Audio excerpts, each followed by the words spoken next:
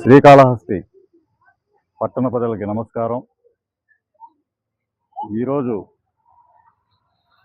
గత 15 సంవత్సరాల నుంచి పొట్టకూటి కోసము ప్రైవేట్ అంబులెన్స్ వాళ్ళము గవర్నమెంట్ హాస్పిటల్ దగ్గర పెట్టుకుని జీవనం సాగిస్తున్నాము.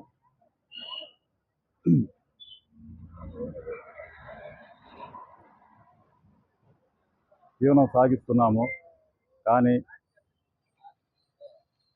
ఇక్కడ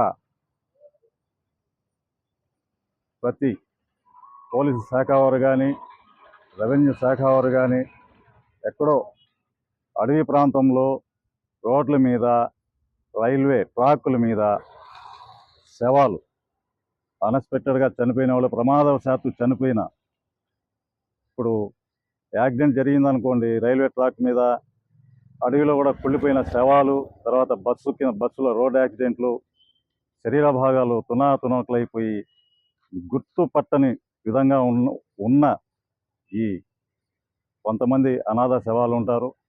ఈ అనాథ శవాల్ని మేము ఉచితంగా శ్రీకాళహస్తి గవర్నమెంట్ ఏరియా హాస్పిటల్కి తీసుకుని వచ్చి అక్కడ ఒప్పించడం జరుగుతుంది.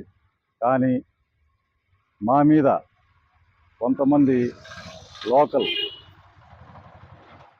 ఈ విధంగా డబ్బులు అధికంగా వసూలు చేస్తున్నారని మా మీద కొంత దుష్ప్రచారం చేస్తున్నారు. ఇది వాస్తవం కాదు. మాకు కూడా చాలా ఇబ్బందులు ఉన్నాయి. ఒక బండ్లు కొనాలంటే ఎంత డబ్బులు ఖర్చు పెడతాము, దానికి ఒక డ్రైవరు, దానికి పెట్రోల్ కానీ డీజిల్ కానివ్వండి.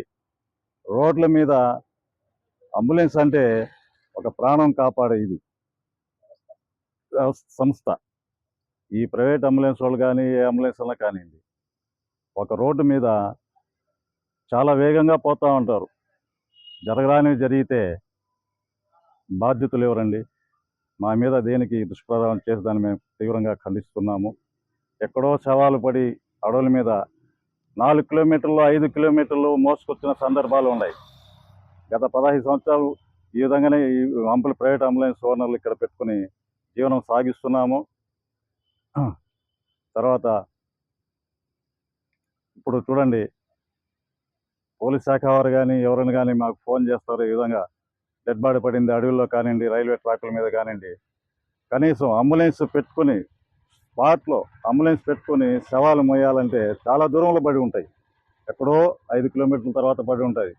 ఒక డ్రైవర్లు, ఓనర్లు కష్టపడి ఆ శవాలను మోసుకొని వచ్చి తీసుకొచ్చి చెప్తాము. సహాయ కార్యక్రమాలు చేస్తున్నాము. చాలామంది కూడా దీన్ని ఏకీభవిస్తున్నారు. కానీ ఈ మధ్య కొంతకాలంగా కొన్ని రోజుల నుంచి ఈ విధంగా మా మీద దుష్ప్రచారం చేస్తున్నారు.